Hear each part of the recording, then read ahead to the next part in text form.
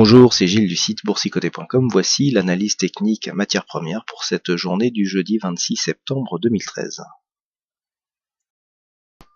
Et nous commençons cette analyse avec l'or, donc le métal jaune, qui nous donne encore une fois une journée avec peu de relief, dont toujours cette évolution ici qui se fait entre donc au-dessus des 1308 et donc sous cette zone ici des 1345 $ l'once.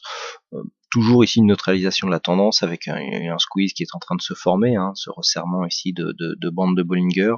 Les indicateurs nous montrent peu de directionnel avec peut-être une phase de baisse ici à venir, qui devrait nous amener ici sur un contact avec les 1315 $ l'once, qui est une zone de support intermédiaire. Mais sinon peu de choses, on a un mouvement très légèrement haussier qui se dessine mais qui reste dans un biais neutre sur le court terme, mais il faut vraiment attendre ici une dynamique un peu plus forte pour essayer de prendre un petit peu de directionnel. Alors toutefois, tant qu'on reste ici au-dessus de cette zone des 1308 et donc sur une cassure ici des 1345, on pourra privilégier la poursuite d'un mouvement haussier, même s'il est peu dynamique, pour venir ici casser cette zone des 1375 $ l'once. Par contre, sur une cassure ici de cette zone des 1308, on privilégiera un retour ici sur 1292 et dépassement de cette zone pour s'inscrire dans une continuité moyen-long terme, puisque nous sommes toujours ici sous cette résistance baissière qui est donc la limite de la tendance moyen-long terme qui reste elle orientée à la baisse.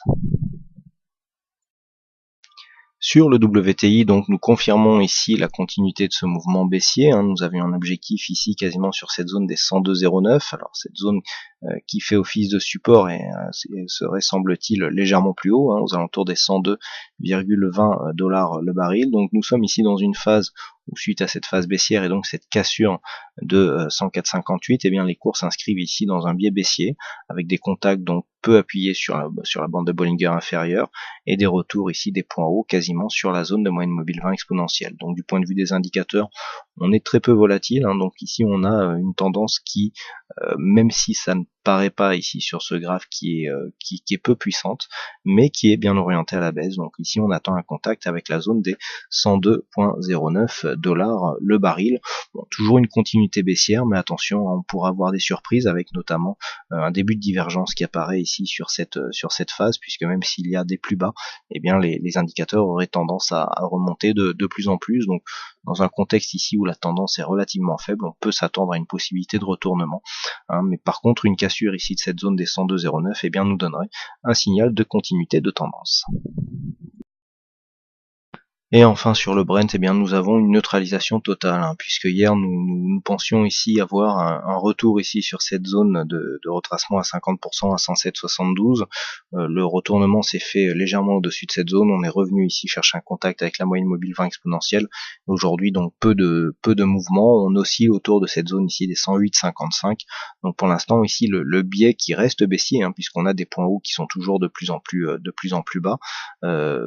Le biais reste baissier, donc même si nous n'avons pas de nouveau plus bas, on dira que la tendance reste ici orientée de la même manière, mais avec une dynamique un peu moindre, chose qui nous est confirmée d'ailleurs par les indicateurs, avec un RSI qui oscille quasiment maintenant sur toute sa longueur dans la zone neutre, idem pour le stochastique, avec très peu d'entrées ici en zone de surachat-survente, malgré la volatilité de cet indicateur, et un MACD qui nous donne très peu d'amplitude, donc pour l'instant, une zone d'attente ici, donc